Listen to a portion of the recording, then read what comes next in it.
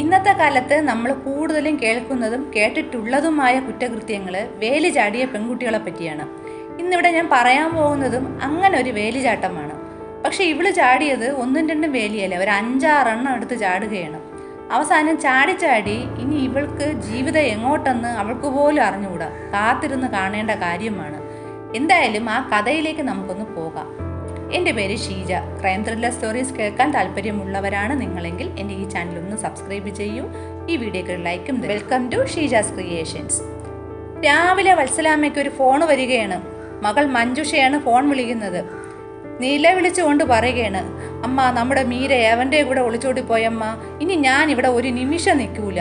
അവൾക്ക് വേണ്ടിയാണ് ഞാൻ ജീവിച്ചത് പോലും. ഞാനും ഒരാളുടെ ഒളിച്ചോടി പോവുകയാണ് തമിഴ്നാട്ടിലോട്ട്. എന്നെ ഇനി നിങ്ങൾ അന്വേഷിക്കേണ്ട. ഇത്രയും പറഞ്ഞ് അവൾ ഫോണ് കട്ട് ചെയ്തു. വത്സലാമ്മ ഞെട്ടിയിരുന്നു പോയി. ഇതെന്ത് കൂത്ത്? കൊച്ചുമോള് ഒളിച്ചോടി, മോളും ഒളിച്ചോടിയാ? അവർക്ക് ആ കൺഫ്യൂഷനായി.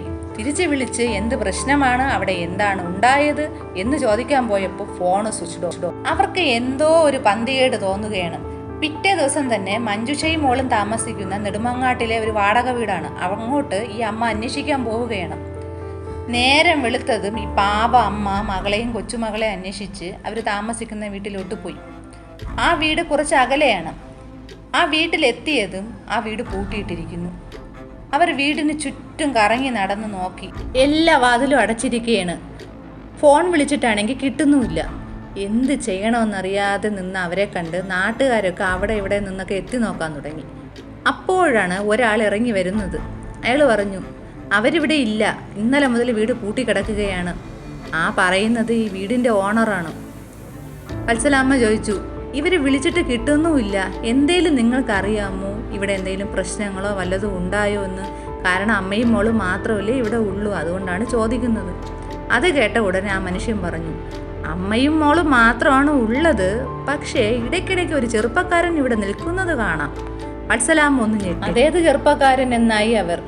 അപ്പോൾ അയാൾ പറഞ്ഞു, അതൊന്നും എനിക്ക് അറിഞ്ഞുകൂടാ. അവനാണ് ഈ വീട് എൻ്റെ കയ്യിൽ നിന്ന് വാടകയ്ക്കെടുത്ത് ഇവർക്ക് കൊടുത്തത് പോലും. അവനും ഇവിടെ വരവും പോക്കുമൊക്കെ ഉണ്ടായിരുന്നു. വത്സലാമ്മയ്ക്ക് ഇത്രയും കേട്ടപ്പോൾ ഒരു കാര്യം തീർച്ചയായി, ഈ വീട്ടിൽ ഇന്നലെ എന്തോ സംഭവിച്ചിട്ടുണ്ട്. അവർ പിന്നെ ഒട്ടും താമസിച്ചില്ല, നേരെ വച്ച് പിടിച്ച് പോലീസ് സ്റ്റേഷനിലേക്ക്. അവിടെ ചെന്ന് മകളെയും കൊച്ചുമകളെയും കാണാനില്ല എന്ന് പരാതി കൊടുത്തു. മിസ്സിംഗ് കേസാണ്, പോലീസിന് അന്വേഷിക്കാതിരിക്കാൻ പറ്റൂല. ആകെ തലവേദന പിടിച്ച കേസ്. ഒന്നല്ല 2 പേരാണ് മിസ്സിംഗ് ആയിരിക്കുന്നത്. പോലീസ് നേരെ ആ വീട്ടിലോട്ട് വരികയാണ്. അവിടെ വന്ന് പരിസരമൊക്കെ നോക്കി. നാട്ടുകാരോടൊക്കെ ഇവരെപ്പറ്റി എന്തെങ്കിലുമൊക്കെ കിട്ടുമെന്നറിയാൻ വിവരങ്ങളൊക്കെ അന്വേഷിക്കുകയാണ്. പ്രത്യേകിച്ച് ഒന്നും കിട്ടിയില്ല. ഫോണാണേൽ സ്വിച്ച് ഓഫും. അങ്ങനെ ഇരിക്കെ കേസ് അന്വേഷിക്കുന്ന ഉദ്യോഗസ്ഥന് സൈബർ സെല്ലിൽ നിന്നും ഒരു കോള് വരികയാണ്. അതൊന്നൊന്നര ഒരു കോളായിരുന്നു. ഈ കേസിൽ നിങ്ങൾ അന്വേഷിക്കുന്ന ആൾക്കാർ ഇതാ ഇന്ന സ്ഥലത്ത് ഉണ്ട്, വന്നാൽ പിടികൂടാമെന്ന്.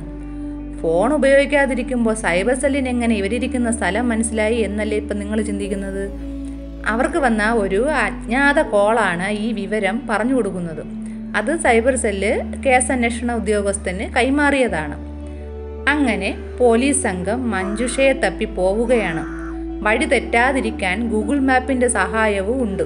പല വലിയ വഴികളിലൂടെയും ചെറിയ വഴികളിലൂടെയും ഒക്കെ സഞ്ചരിച്ച് ഊട് വഴികളിലൂടെയൊക്കെ പോയി അവസാനം പോലീസ് ലക്ഷ്യസ്ഥാനത്തെത്തി.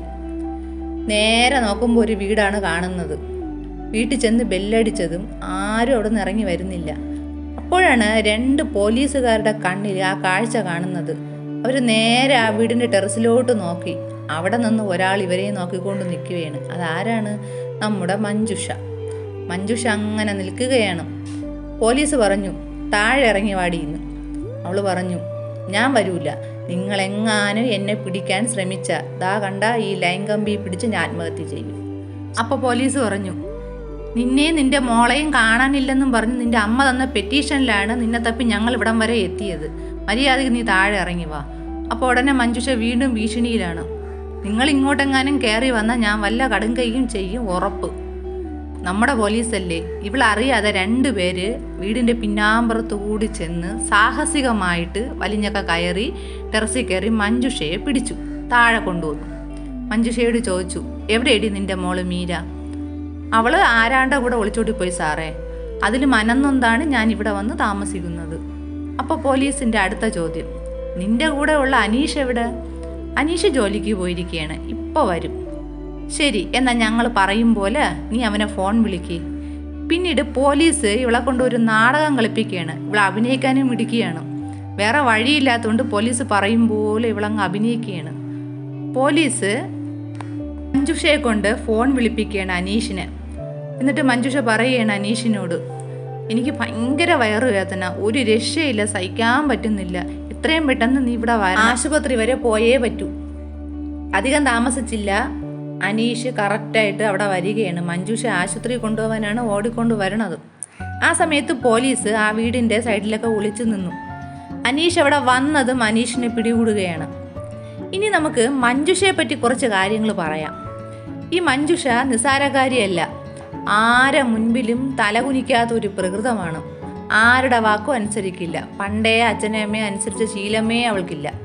16-ാമത്തെ വയസ്സിലാണ് ഇവളുടെ കന്നി വേലിച്ചാട്ടം നടക്കുന്നത്. അത് ബസ്സിലെ ഒരു ക്ലീനറുടെ കൂടെയായിരുന്നു. അതിൽ ജനിച്ച കുട്ടിയാണ് ഇപ്പോൾ കാണാതായ മീര. മീരയാണെങ്കിൽ നല്ലൊരു മിടുക്കി കുട്ടിയായിരുന്നു. പഠിത്തത്തിലായാലും ശരി തന്നെ, സ്വഭാവത്തിലായാലും ശരി തന്നെ. പക്ഷേ ക്ലീനറുമായിട്ടുള്ള ബന്ധം ഇവൾ അങ്ങ് അവസാനിപ്പിക്കുകയാണ്. അങ്ങനെ രണ്ടാമതൊരാളുമായിട്ട് ബന്ധം സ്ഥാപിച്ചു, ക്രിസ്റ്റഫർ എന്ന ഒരു 2ാം കെട്ടുകാരനുമായിട്ട്. അതും അധികം നീണ്ടു നിന്നില്ല. മഞ്ജുഷ പറയുന്നത് അയാൾക്ക് ഭയങ്കര സംശയരോഗമായിരുന്നു എന്നാണ്. ഈ ക്രിസ്റ്റഫറിന് എന്ത് ചെയ്താലും കുറ്റം. ഇങ്ങനെ സംശയരോഗത്തോടെ ജീവിക്കുന്ന ഒരാളുമായിട്ട് എങ്ങനെ ജീവിതം മുന്നോട്ട് കൊണ്ടുപോകുമെന്നാണ് മഞ്ജുഷ പറയുന്നത്. അതുകൊണ്ടാണ് ഞങ്ങൾ പിരിഞ്ഞത്. എങ്ങനെ പിരിയാതിരിക്കും? തുണിക്കടയിൽ ജോലി ഉണ്ടായിരുന്ന മഞ്ജുഷ 2 ദിവസമൊക്കെ ചിലപ്പോൾ വീട്ടിൽ പോലും വരൂല. ഭർത്താവ് ചോദിച്ചാൽ പറയുന്നത് ഓവർ ഡ്യൂട്ടി, നൈറ്റ് ഡ്യൂട്ടി, അങ്ങനെ പല പല ഡ്യൂട്ടികളാണ്. അവസാനം അയാൾക്ക് മനസ്സിലായി ഇവളുമായിട്ടുള്ള ജീവിതം ശരിയാവൂലെന്ന്. അയാൾ തന്നെ ഇവളെ അങ്ങ് ഉപേക്ഷിച്ച് പോവുകയാണ് ചെയ്തത്. അപ്പോഴാണ് തുണിക്കടയിൽ ഇടയ്ക്കിടയ്ക്ക് വരുമായിരുന്ന നമ്മുടെ കഥാനായകനായ അനീഷിനെ ഇവള് കണ്ടുമുട്ടുന്നത്. അവന് വെറും 27 വയസ്സേ ഉള്ളൂ. അവനുമായിട്ട് ഇവള് പ്രേമത്തിലായി. നല്ല പ്രായവ്യത്യാസമൊക്കെ ഇവർ തമ്മിൽ ഉണ്ടായിരുന്നെങ്കിലും അതൊന്നും ഇവർക്കൊരു പ്രശ്നമേ അല്ലായിരുന്നു. പ്രേമത്തിന് കണ്ണും മൂക്കൊന്നും ഇല്ലല്ലോ. ഈ മഞ്ജുഷയുടെ കുത്തഴിഞ്ഞ ജീവിതത്തിലെല്ലാം മീര അമ്മയുടെ ഒപ്പം തന്നെയാണ് ജീവിച്ചിരുന്നത്. അനീഷിന് മഞ്ജുഷയിൽ വെറും കാമം മാത്രമായിരുന്നു. പതിയെ ആ കാമക്കണ്ണ് 16-കാരി മീരയിൽ ഉടക്കിയിരുന്നു. പക്ഷെ ഇത് പാവം മീരയ്ക്ക് മനസ്സിലായില്ല. പക്ഷെ മഞ്ജുഷയ്ക്ക് അറിയാമായിരുന്നു. ഇപ്പോൾ അനീഷ് എന്തായാലും പോലീസ് പിടിയിലായിരിക്കുകയാണ്. ബാക്കിയൊക്കെ ചോദ്യം ചെയ്യലിലാണ് മഞ്ജുഷയും അനീഷും പോലീസിനോട് പറഞ്ഞത്. അതെന്തെന്ന് നമുക്കിനി കേൾക്കാം.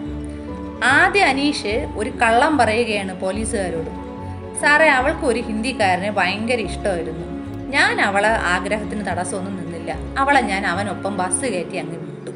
ഇത് കള്ളമെന്ന് മനസ്സിലാക്കിയ പോലീസ് ഒരു നുണ തിരിച്ച് അവനോടും പറയുകയാണ്. നീ ഒന്നും ഒളിക്കണ്ട, അവളുടെ ബോഡി ഞങ്ങൾക്ക് കിട്ടിയിട്ടുണ്ട്. നീ ഒരു ഹിന്ദിക്കാരൻ്റെ കൂടെ അവളെ വിട്ടിട്ടില്ല. എല്ലാം അറിഞ്ഞിട്ട് തന്നെയാണ് നിൻ്റെ അടുത്ത് ചോദിക്കുന്നത്. ഇനി നീ എല്ലാം അങ്ങ് പറഞ്ഞാൽ മതി. ഇതിൽ പെട്ടുപോയ അനീഷ് പിന്നെ എല്ലാ സത്യങ്ങളും തത്ത പറയും പോലെ അങ്ങ് പറയുകയാണ്. ശരിയാണ് സാറേ, അവൾ മരിച്ചു. ഞാനല്ല കൊന്നത്, അവളുടെ അമ്മ തന്നെയാണ് അവളെ കൊന്നത്. ഇനി എന്തിനാണ് ഇവരാ പെൺകുട്ടിയെ കൊന്നുവെന്നല്ലേ? അത് പറയാം.